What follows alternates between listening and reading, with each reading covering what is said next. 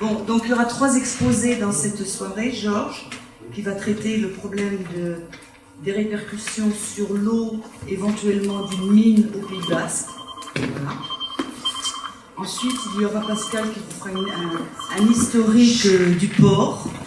Et qui est-ce qui a un téléphone là? Et ensuite, il y a Sylvie donc, qui nous parlera de l'état des eaux de baignade, qui particulièrement s'adressera à nos amis surfeurs, qui vont mal finir. Ils sont timides. Je dis voilà, Georges. Voilà, on entend? Oui. Celui-là marche très bien. Mais là, je peux me promener. C'est libre. Bien. Alors, le premier dossier est un dossier qui n'est pas très connu peut-être sur la côte, qui est davantage connu à l'intérieur, mais qui a pu avoir des répercussions importantes aussi sur la côte, et en particulier pour la production d'eau et d'eau potable. Plus de la moitié de l'eau qui est utilisée, c'est de l'eau potable ici dans le département, parce qu'il y a peu d'arrosage dans l'ensemble, et que donc l'essentiel c'est de l'eau potable. Alors il y a maintenant quelques mois, c'est en mois de juillet, une entreprise qui s'appelle Sudmine, qui en gros a son siège dans le sud de la France, mais surtout du côté de Toulouse, a déposé un permis, PERM, permis exclusif de recherche minière. Et ce permis exclusif, pendant donc un mois, on n'a pas pu savoir de quoi il s'agissait. On a fini par avoir le dossier. Et le dossier, eh bien, vous allez voir, s'explique par un contexte. Ce contexte, c'est d'abord la course aux métaux rares, stratégiques et critiques. J'expliquerai la différence entre ces 3 termes, cette classification. Vous avez compris que nous s'en va crescendo. Et puis d'ailleurs, les prix s'en vont aussi crescendo. Vous avez ensuite une volonté politique de la France depuis les années 70 de pouvoir précisément avoir une indépendance dans un certain nombre de domaines.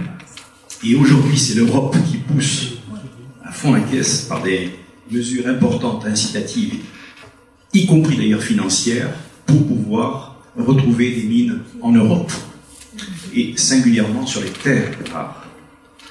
Ensuite, il y a des niches. Dans ces grands marchés, il y a des niches pour les petites entreprises. Et ces niches, bien, elles sont, on va le voir, découvertes par ce qu'on appelle des junior entreprises, qui n'ont pas beaucoup de capitaux, mais qui pour l'essentiel découvrent, et une fois qu'ils ont découvert, revendent. D'accord? C'est en principe le mécanisme qui se met en place. Ce qui fait que d'ailleurs, au demeurant, cette entreprise Sudmine, on va le voir, qui fait une entreprise de séduction extrêmement importante, eh bien, il n'est pas sûr que vous ayez toujours ce même interlocuteur en face de vous. Un marché, ça se voit. Dernier point, une volonté de se présenter donc de façon séduisante par cette entreprise, et on va essayer de déconstruire un petit peu son discours. Nous sommes dans les années 70, j'ai dit. Pour nous, c'est encore plus précis. J'ai introduit ici une campagne aéromagnétique, c'est-à-dire qu'un avion est passé à 1500 mètres. Il a fait des bandes de 8000 mètres pour voir l'ensemble des réactions du sol au point de vue magnétique et voir des anomalies qu'il s'agissait ensuite d'analyser au sol. Et donc, tout le territoire a été balayé dès les années 68. En 70-73, vous vous souvenez du fameux slogan « La France n'a pas de pétrole, mais elle a des idées ». Eh bien, l'une de ces idées, c'est effectivement de relancer ces mines. Donc, on a prospecté. On a prospecté essentiellement, vous le voyez, sur ce qu'on appelle le socle hercynien et alpin. Et on a essayé d'y trouver, bien évidemment, un certain nombre de ressources. Nous sommes ici, nous ne sommes pas, je dirais, aussi concernés que la Bretagne ou le Massif central, mais tout de même, il y a un certain nombre de points, d'ailleurs que j'ai appris complètement. Je ne savais pas du tout qu'on trouvait du germanium, par exemple, à Reims.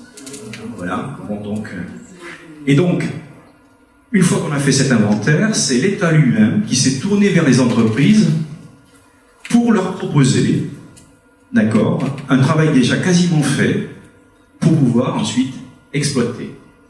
Et on a proposé donc 103 sujets, mais dans les 103 sujets, il y en avait 19 qui concernaient l'or. Mais l'or dont nous parlons ici n'a pas été repéré par le BRGM, du tout. Il en a repéré un certain nombre de points, mais l'or qui va être exploité, ou qu'on prétend exploiter, pour l'instant c'est un projet, le ministre de l'économie, M. Macron, n'a pas encore donné son feu vert, car c'est lui qui donne le feu vert, bien évidemment, sur ce point. Il y a donc des effets de niche. Et puis, vous voyez ici à droite, pourquoi faire? Bien, vous voyez le prix des différentes matières. Il n'y a pas besoin de regarder dans le détail. Vous voyez que certaines d'entre elles s'envolent, hein, leur rareté, et surtout aujourd'hui avec l'électronique, l'usage de l'électronique, on utilise beaucoup de ces matériaux qui deviennent stratégiques, hein, pour les différents États. En bas, c'est la part de la Chine. La part de la Chine dans les différents marchés. Pourquoi la Chine, entre guillemets, a-t-elle autant, entre guillemets, de marchés, en particulier pour les terres, ce qu'on appelle rares? Ben, c'est les extractions les plus sales. D'abord. Et donc, elle peut se permettre, entre guillemets, sur son sol ou hors de son sol, de faire des choses que les autres États ont plus davantage, disons, quelques scrupules à faire. Et puis ensuite, il y a une volonté politique, d'accord, de la part de la Chine, d'être dominante sur ce point. Alors voilà cette jolie carte, avec des petits points colorés. Chacun de ces points, vous avez compris, correspond à des gisements. Nous sommes en bas à gauche, j'ai fait un petit agrandi qui n'est pas d'excellente qualité, mais enfin, vous voyez tout de même qu'il y a un certain nombre de matériaux que nous pouvons utiliser ici, dans les Pyrénées. Pour l'or, nous ne sommes pas très bien placés, il n'y a qu'un petit point, et à l'évidence, ce n'est pas une grande région productrice. Par contre, on voit que la France va aller encore plus loin, puisqu'elle est en train de faire l'inventaire des déchets. Vous vous souvenez qu'une mine laisse ce qu'on appelle des stériles, et des grandes quantités de stériles. Mais dans ces stériles, il y a encore des matériaux. Et donc aujourd'hui, c'est un marché, un nouveau marché, de réutilisation des stériles pour récupérer la part qui est restée dans les stériles. D'une certaine manière, ce qui va se passer ici, sur ce territoire, c'est un peu ça aussi, hein, la récupération de mines antiques et des stériles de mines antiques. Alors vous voyez ici les fameuses qualifications, excusez-moi, les qualifications entre métaux rares, stratégiques, critiques. Rares, entre guillemets, c'est la définition géochimique qui leur donne cette définition. Ils n'ont pas nécessairement un prix extraordinaire. Par contre, stratégique, vous voyez qu'on met le U, c'est-à-dire l'uranium pour la France et la politique donc de production d'électricité par centrale nucléaire. Vous avez ici, par contre, les critiques, ce sont ceux qui font que l'approvisionnement peut devenir très difficile et que donc il y a des productions de matériel, et en particulier électronique, qui peuvent s'arrêter. Dans ces métaux critiques, vous en avez deux que j'ai encerclés, le germanium et l'indium. Et vous allez voir que précisément, nous sommes dans une région où nous retrouvons trois matériaux, le cadmium, le germanium et l'indium. D'accord ? Dans le GKR, vous avez compris, c'est Geological Knowledge Representation. D'accord ?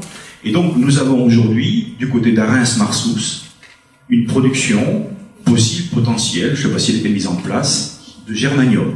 Ok ? Alors, en quoi ça intervient ? Alors, généralement, c'est, je crois, dans les écrans, etc. Il y a tout un ensemble en gros, c'est l'électronique, pour l'essentiel. Voilà ce que dit Sunmin. Sunmin nous dit faire des paris osés avec des moyens réduits sur la base d'idées et d'opportunités diverses.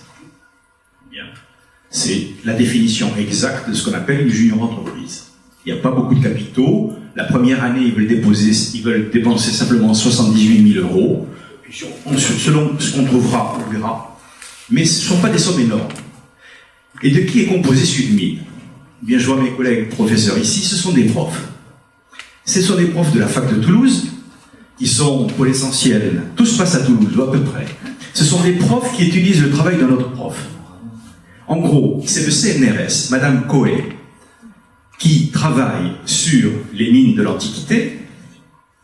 C'est une science relativement jeune, elle a guère 25-30 ans, et ses connaissances sont utilisées par les collègues qui sont géologues, géophysiciens, etc., voilà, et qui précisément se sont mis en consortium pour créer une petite entreprise.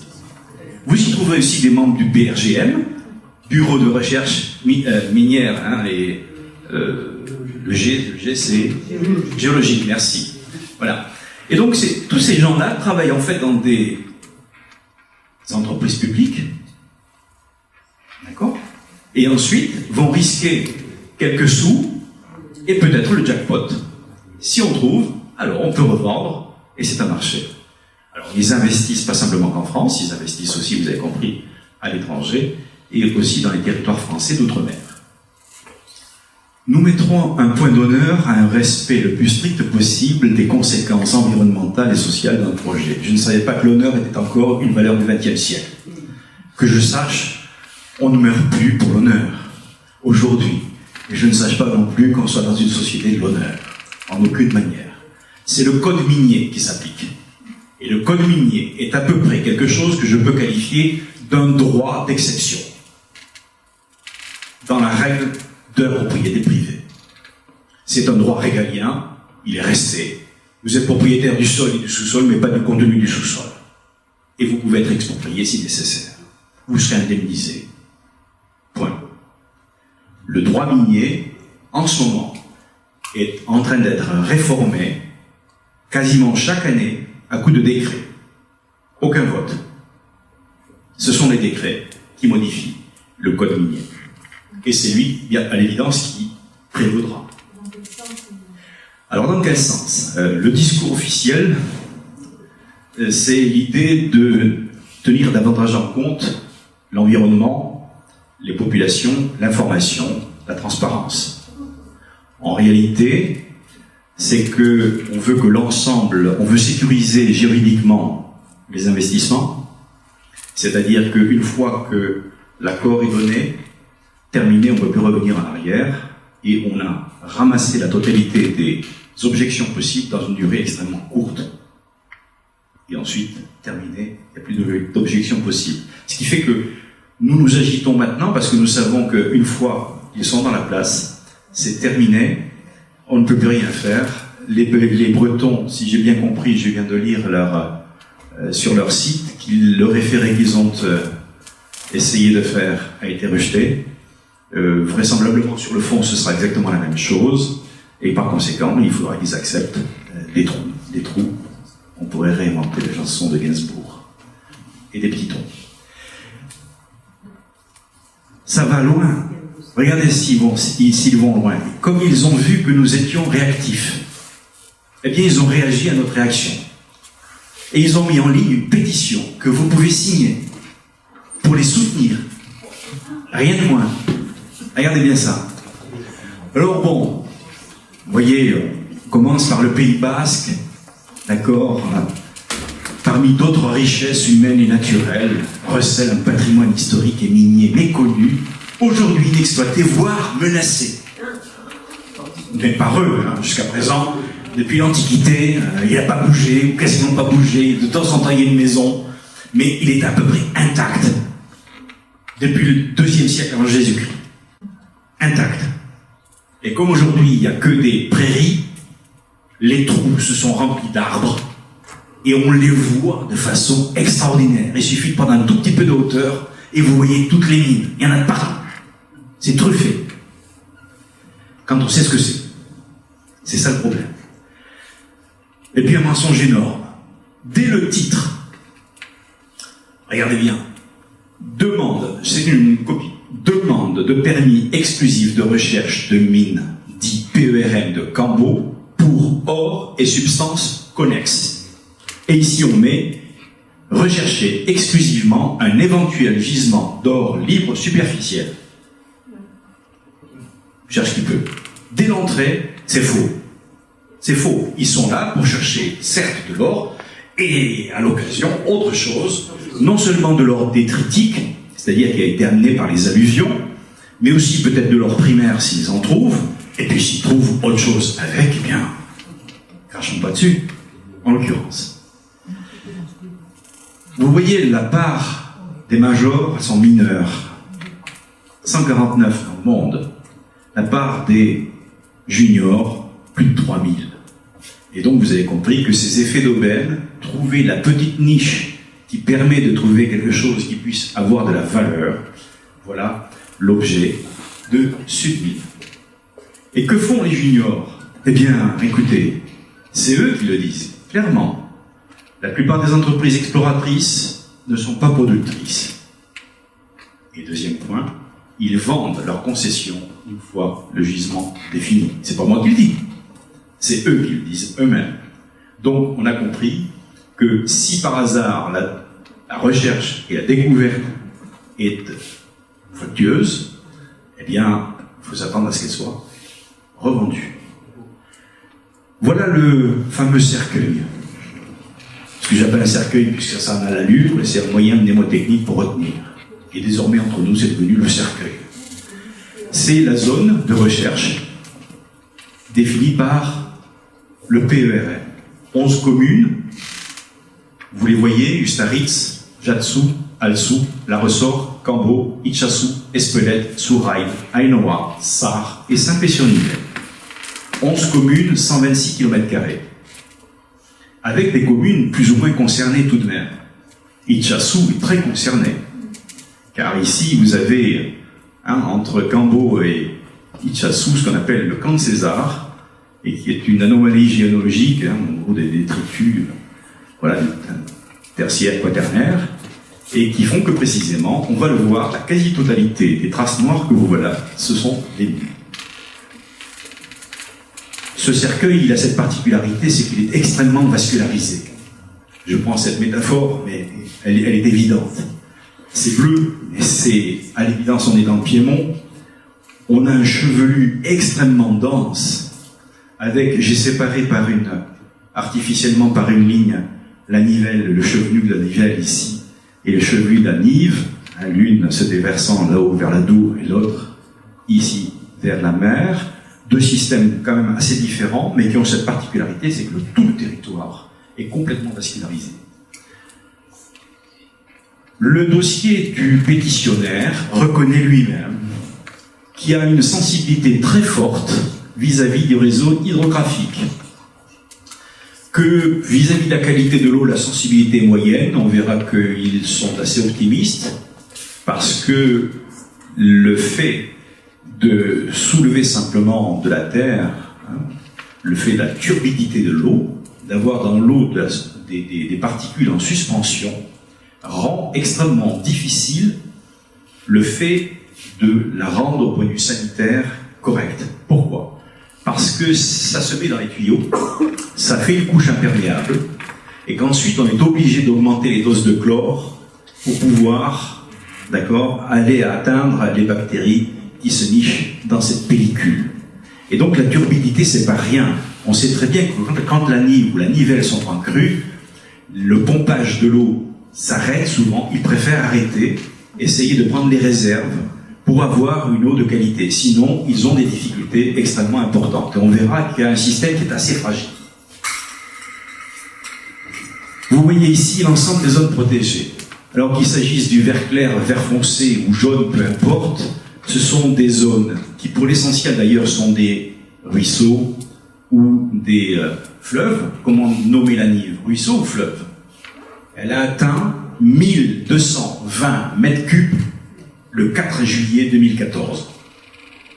C'est-à-dire, elle est presque comparable. Le seul fleuve comparable en France, c'est le Rhône, 1570 mètres cubes secondes. Hors crue pour le Rhône, bien évidemment. Mais c'est vous dire que ce petit ruisseau, qui parfois ressemble à un nouet qu'on peut traverser à pied, pendant l'été, peut devenir quelque chose d'absolument redoutable, et généralement, entre avril et août, presque toutes les crues, c'est dans cette période, et parfois même 2 fois par an. Les anciens le savaient, ils ne construisaient pas dans le lit principal du fleuve, parce que vraiment, il peut devenir torrentiel. Voilà, donc il n'y a pas de zone, ou quasiment pas de zone, d'accord, qui ne soit protégée par un statut, que ce soit celui de Natura 2000 ou ZNIF. Alors excusez-moi, on va traduire un peu ce jargon. ZNIF, c'est zone naturelle d'intérêt écologique et faunistique. Bien grand mot pour dire simplement que ce sont des réserves biologiques et qu'elles sont protégées à ce titre. Et donc il y a tout un ensemble de choses que l'on ne peut pas faire ou qu'on peut faire avec des précautions ou avec des compensations. C'est aussi un système de compensation. Cette jolie carte vous montre quoi? Les cultures. Le territoire, comme tout le territoire, est vert. Pourquoi? Parce qu'on a pris le vert pour dire quoi? Pour dire le maïs et pour dire les prairies. Et vous savez très bien qu'il y a beaucoup d'élevage. Donc l'essentiel est constitué, d'accord, de ces deux cultures. Vous voyez qu'il y a un effort de l'agriculture pour faire des choses de qualité, puisque vous avez 2 AOC. Il y en a une 3e qui est en demande en ce moment, je sais pas, je pense qu'elle n'a pas été encore accordée, c'est assez long, comme processus. Voilà. Et qu'à l'évidence, il voit arriver d'un très très mauvais œil, d'accord, cette entreprise. Le rôle majeur des forêts. Toutes ces couleurs sont des forêts. J'ai pas retenu tout le code, mais grosso modo, ce qui est vert foncé, ce sont des chênes. Le reste, c'est plus varié. Et vous voyez que la proportion des forêts est absolument considérable sur ce territoire. Et en particulier, j'insiste sur le rôle des forêts, dans la rétention des berges, dans le fait de filtrer l'eau. Et vous avez ici donc ce qu'on appelle les ripisylves, c'est-à-dire les forêts qui longent les fleuves ou les rivières, et qui sont d'une extrême importance. Or, c'est elles qui risquent d'être, d'accord, les premières menacées. Alors, comment récolter de l'or? 2 manières. Une manière simple, qui est apparemment celle qui était retenue, puisqu'il s'agit de l'or détritique, c'est-à-dire qu'au temps géologique. Hein? Il ne donne pas de date, c'est des dates approximatives, d'accord, tertiaire, quaternaire.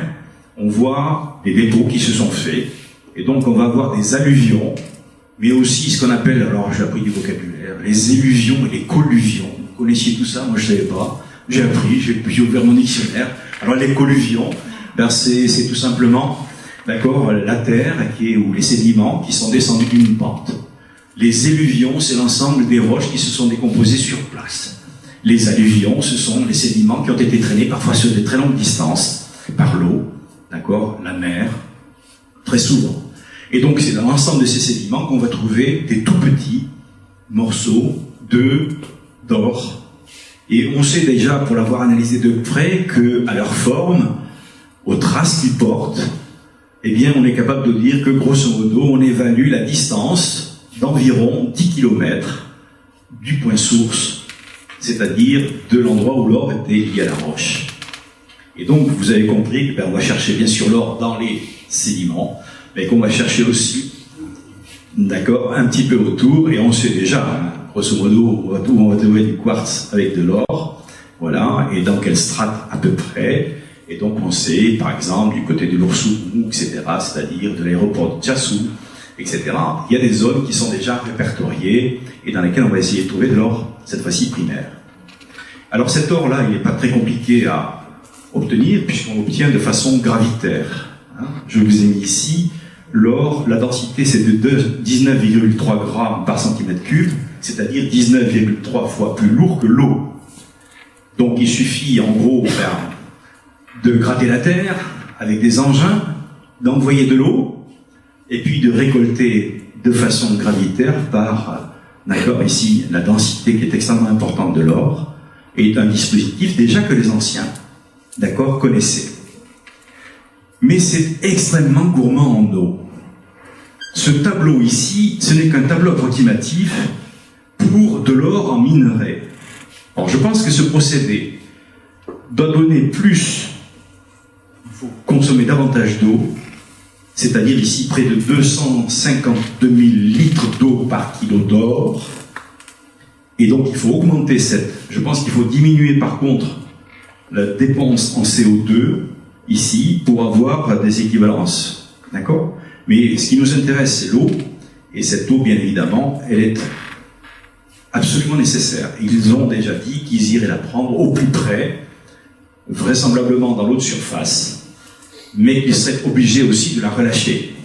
Mais comment on la relâche? Alors si c'est simplement au moment des recherches, c'est pas très grave parce que ce sont simplement des tarières, etc. Si c'est au moment de l'exploitation, c'est davantage, c'est beaucoup plus important. Et on va voir pourquoi. Deuxième manière de récolter de l'or, ce serait donc de l'or natif cette fois-ci, lié ou pas, mais la plupart du temps il est lié. Il est lié à d'autres métaux. Ces métaux, c'est l'argent, le cuivre, le bismuth, l'uranium, etc. Et puis il y en a un autre qui nous intéresse beaucoup, c'est l'arsenic. Il est très souvent lié à l'arsenic. Ce qui fait que quand on va chercher l'or, on propage dans la nature de l'arsenic. Et vous savez très bien que Salsigne aujourd'hui est complètement bousillé par de l'arsenic qui ne se dégrade pas dans l'environnement très difficilement. Et que par conséquent, vous avez ici donc des gens qui sont, Salsigne est très connu, et donc on ne peut pas éviter. La plupart du temps, l'or est toujours lié lorsqu'il est pris dans la roche.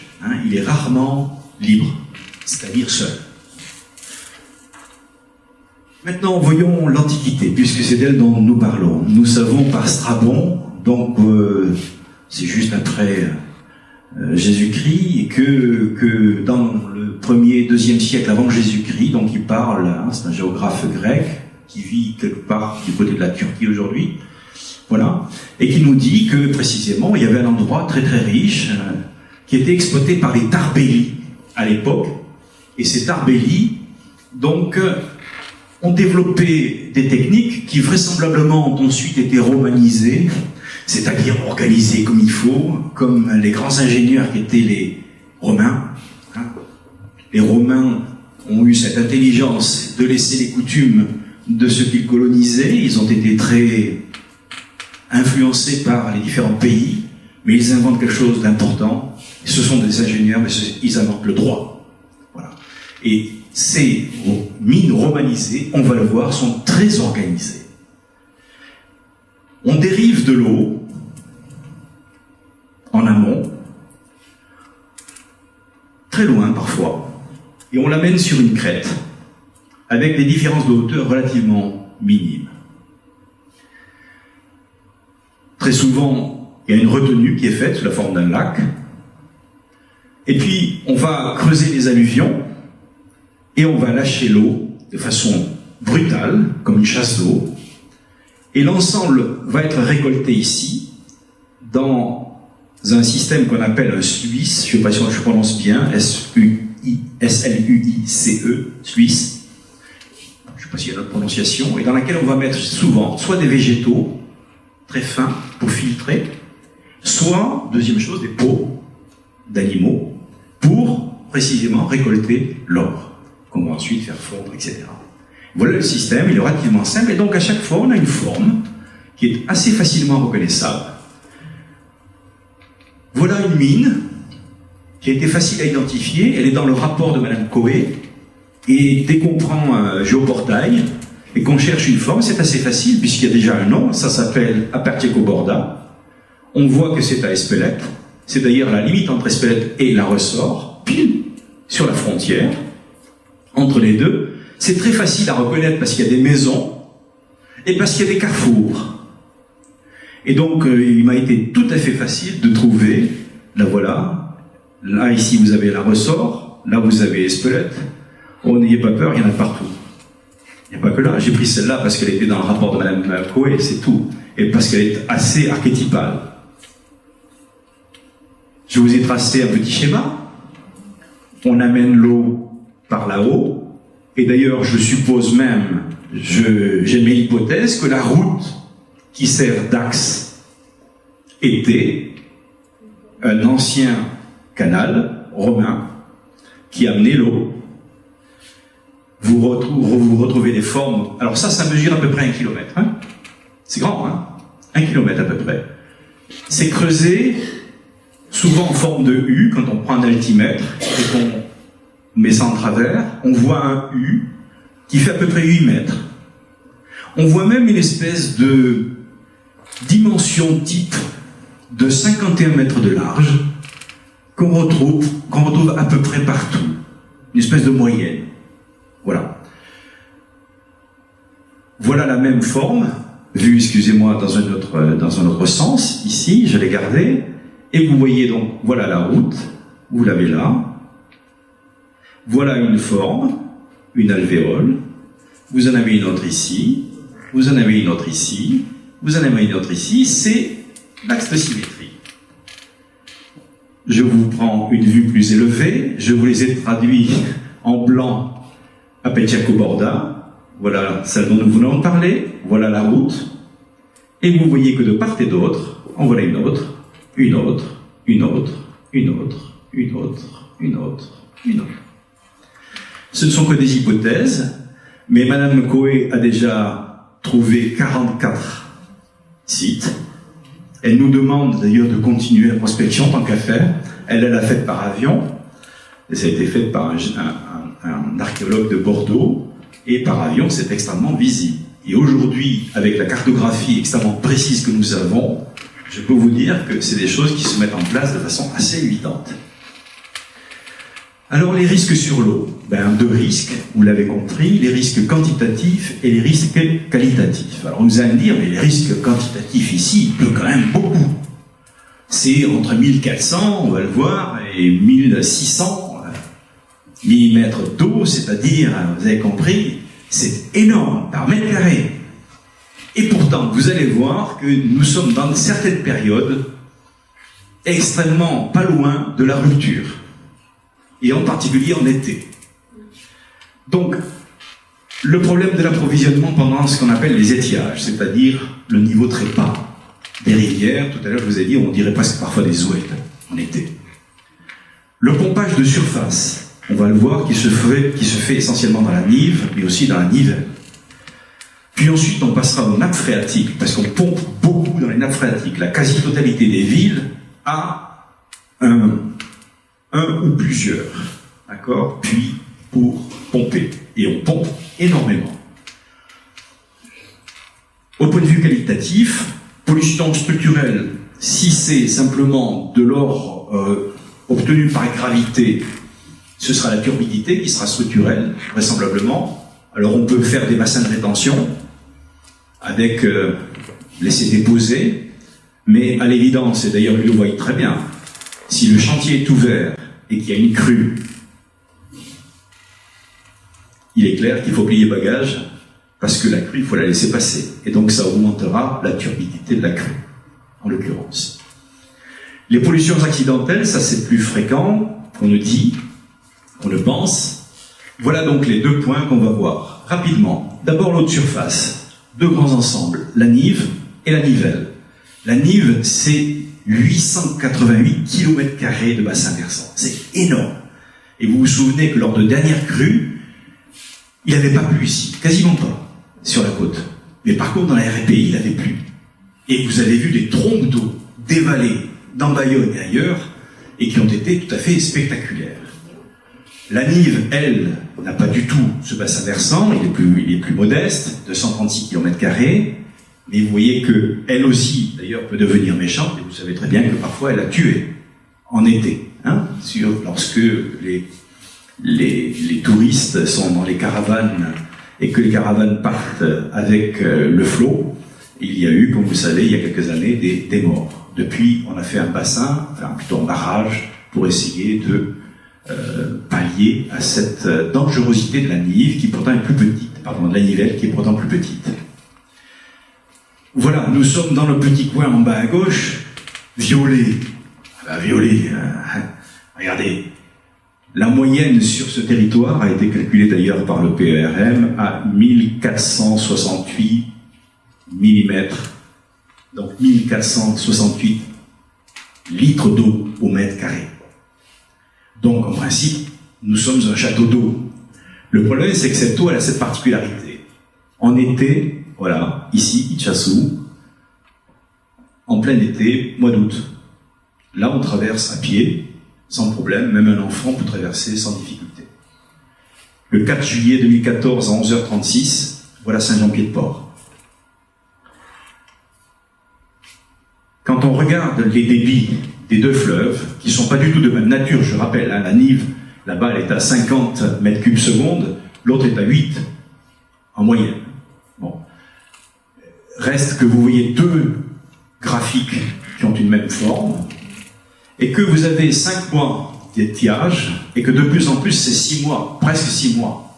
On va voir parfois ici les premières pluies arriver mi-novembre, voire parfois fin novembre on a eu. Voilà le schéma. J'ai pris l'année 2014-2015 de la Nive. Et vous voyez qu'ici, entre le mois de mai et mi-novembre, nous sommes presque à la limite d'un Noël, mis à part quelques orages qu'il y a eu, les pics que vous voyez. Et vous voyez qu'ici, le maximum, c'était 4,70 m. Mais la Nive, le 4 juillet 2014, est montée à 6,15 m. 6,15 m, on n'a jamais vu ça. Ce qui fait que tous les plans sont les PPRI, ce qu'on appelle les PPRI, le plan de protection des risques d'inondation, sont tous en révision. Parce que précisément, il faut réévaluer complètement.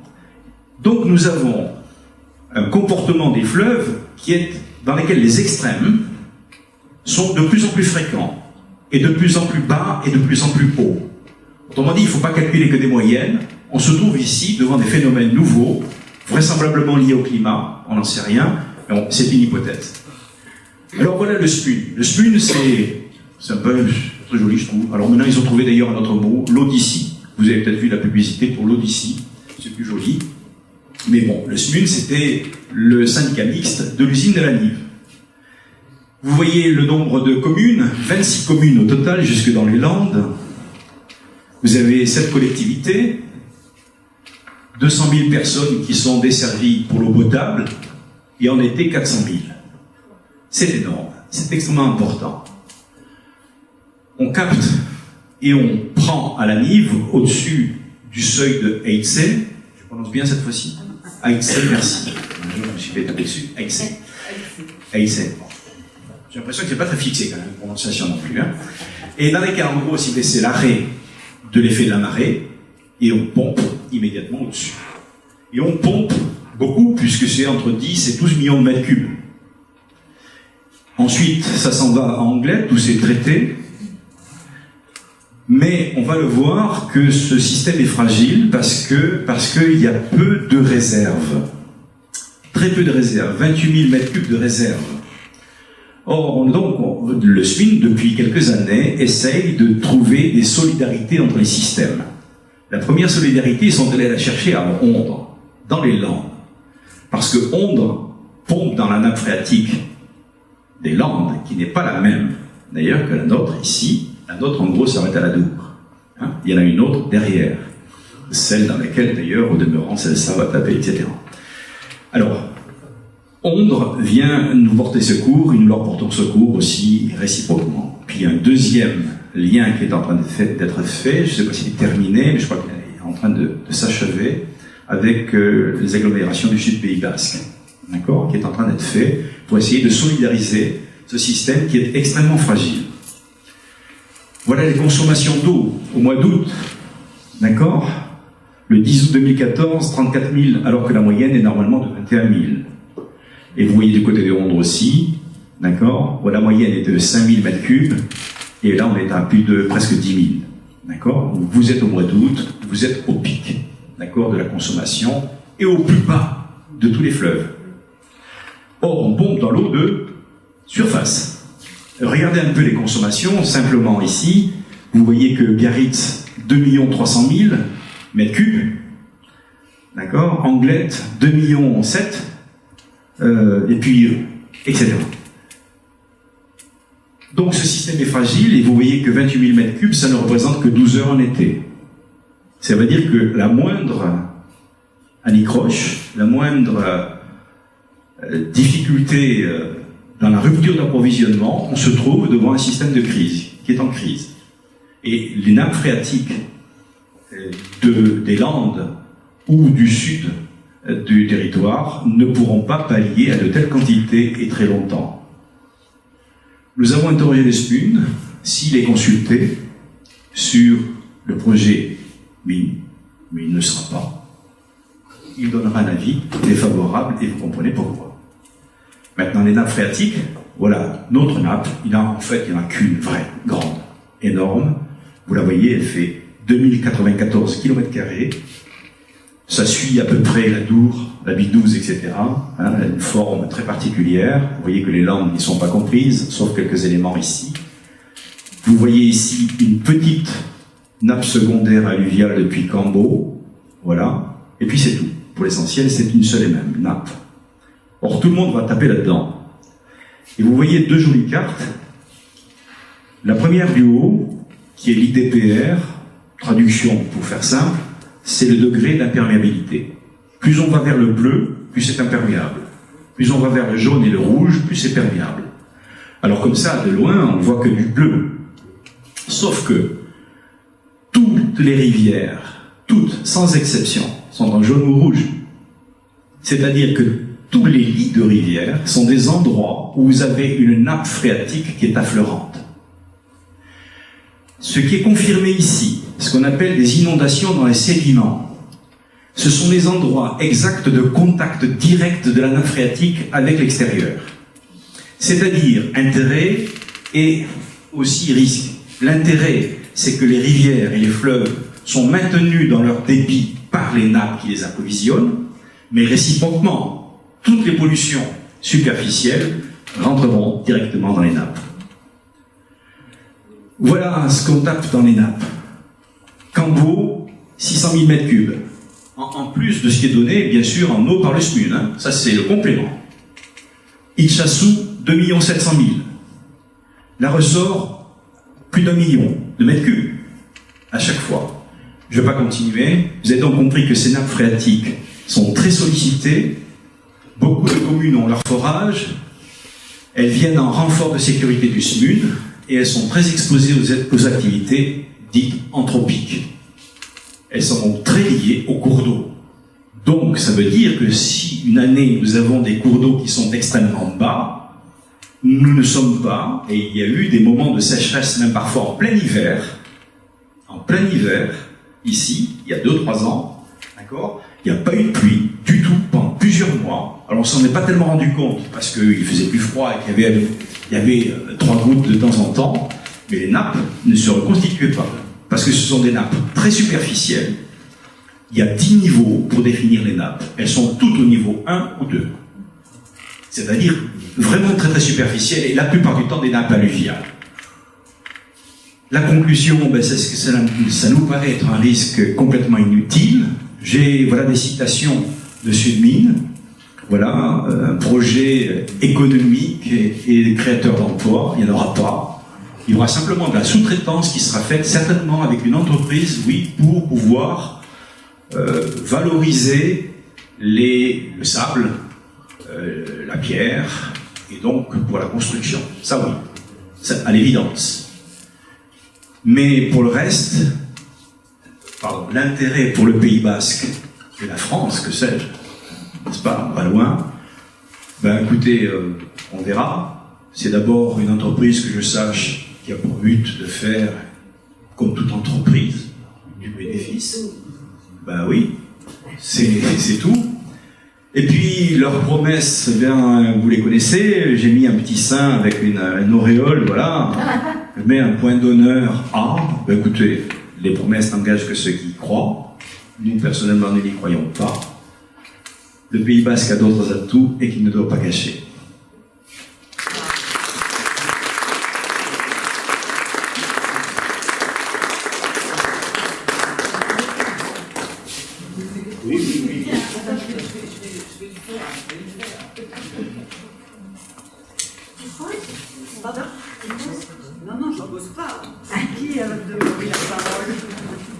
Bonjour, merci pour cette présentation. Je voudrais juste faire quelques petites précisions sur les nappes phréatiques.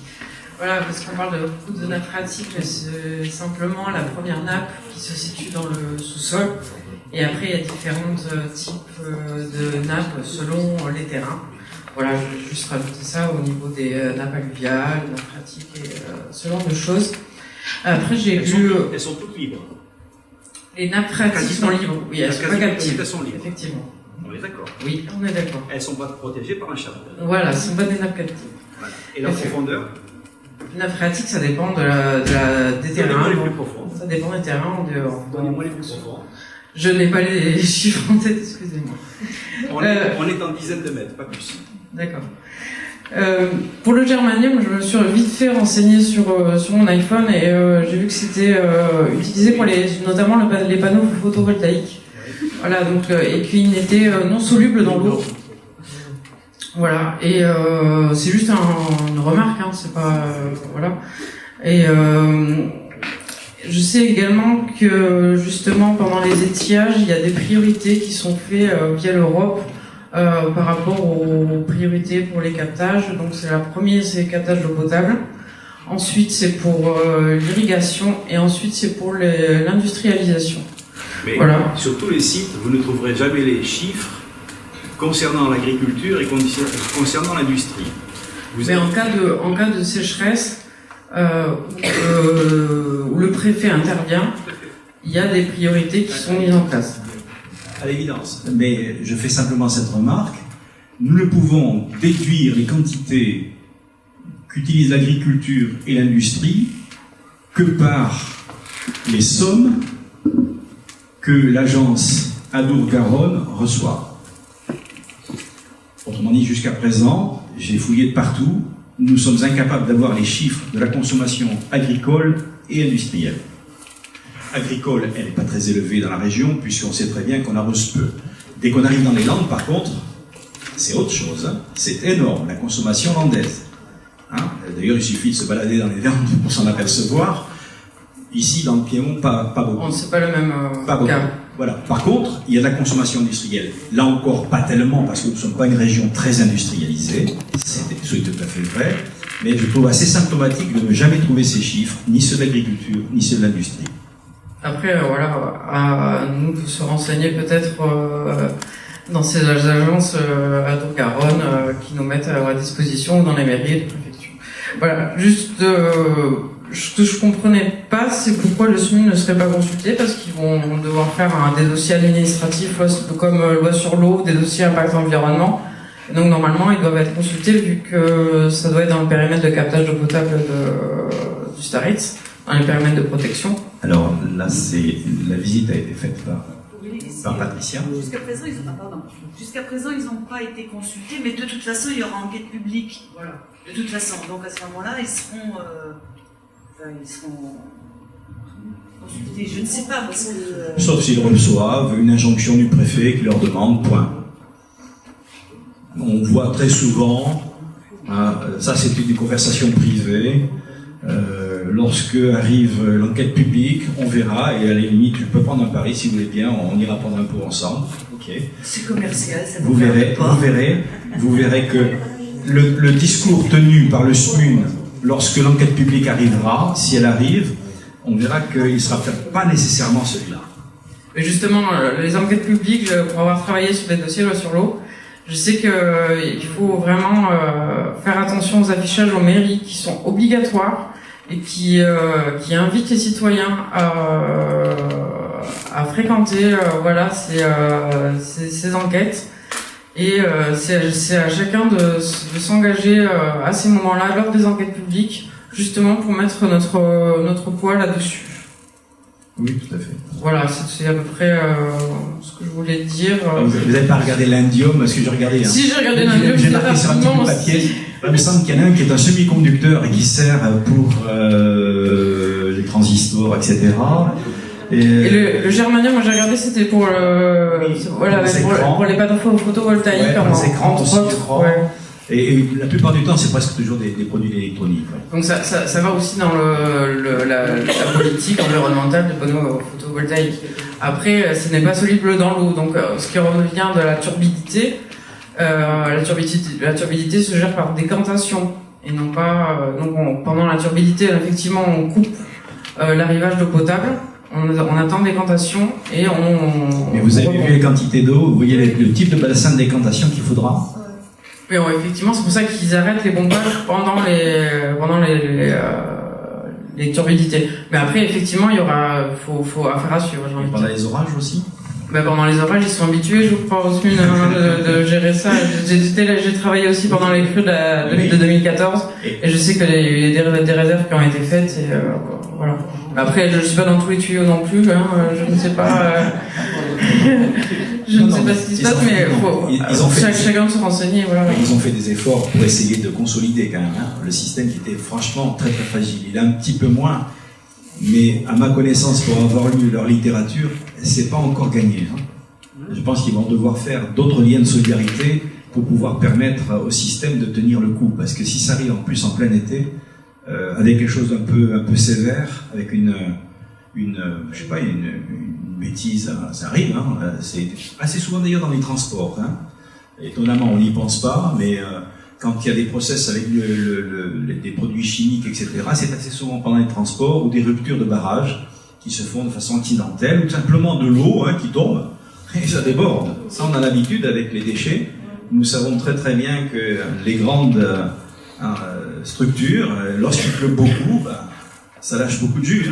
C'est en mètres cubes, en milliers de mètres cubes, et qu'on est obligé d'aller retraiter ensuite en amenant ça du côté de lac. Si je peux me permettre de répondre sur le sérieux des enquêtes publiques, là il se trouve qu'exceptionnellement il y avait une enquête publique sur la drague du port. Là. Et il se trouve qu'exceptionnellement, nous avons été convoqués, nous en tant qu'association de défense de l'environnement, par l'enquêtrice. Et je ne sais pas pourquoi, c'était sa première enquête publique, elle nous a demandé combien je commande d'affiches. Elle en avait commandé 10. 10 affiches pour le port de Bayonne. Là, qui était là avec moi, je ne sais pas. Oui, Pierre était là, voilà. Et donc, on lui a dit quand même 10 pour les deux rives, c'est pas beaucoup quand même. Bon, et finalement, nous nous sommes retrouvés sur le port avec elle, et donc elle n'avait pas eu le temps de recommander d'autres affiches. Et en plus, les affiches sur le port, elles ont été placées, mais personne ne les verra jamais. Voilà, donc sur le sérieux des affichages d'enquête publique, il y aurait beaucoup à dire. Et puis il y a des enquêtes publiques parfois qui sont très très courtes.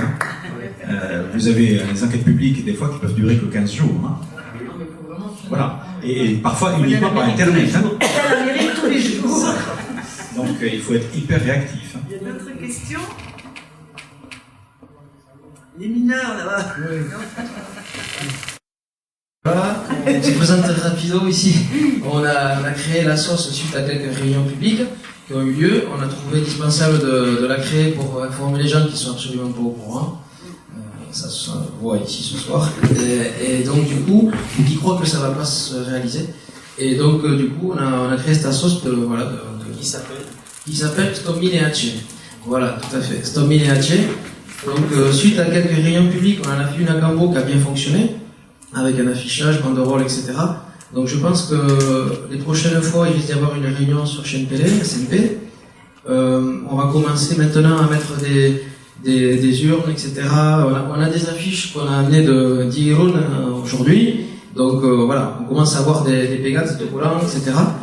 Et des adhésions qu'il faut absolument remplir pour nous aider, parce que c'est vrai qu'on va avoir besoin, j'ai l'impression, d'après ce que j'ai entendu, de lutter longtemps, et c'est que le début. Et à mon avis, ici on a l'habitude de lutter, comme vous le savez au Pays Basque, comme je disais tout à l'heure, c'est plus difficile de lutter dans l'anticipation, c'est-à-dire que pour l'instant, les gens voient rien, c'est dans le silence. C'est sûr que si demain il y a un bulldozer qui arrive, on a l'histoire ici, elle montre qu'on sera là. Mais ça serait bien qu'on puisse mobiliser maintenant, avant d'en arriver à des situations un peu compliquées. Donc c'est là notre difficulté, c'est maintenant de mobiliser les gens. Mais je pense qu'en informant, en affichant, en bataillant comme ça, en parlant autour de nous, on arrivera de plus en plus à toucher des gens de différents endroits. Et là on commence à comprendre qu'il faut aussi venir sur Bayonne, sur la côte, des endroits associatifs, des lieux où les gens se retrouvent. Et où toutes sortes d'âges, toutes sortes de situations sociales aussi. Donc je pense que ça c'est le début, on aimerait bien aller plus vite, on est toujours impatient, mais c'est pas grave. Mais qui avec le temps, je pense qu'on va pouvoir mobiliser les gens et on compte sur vous et autour de vous. Et voilà.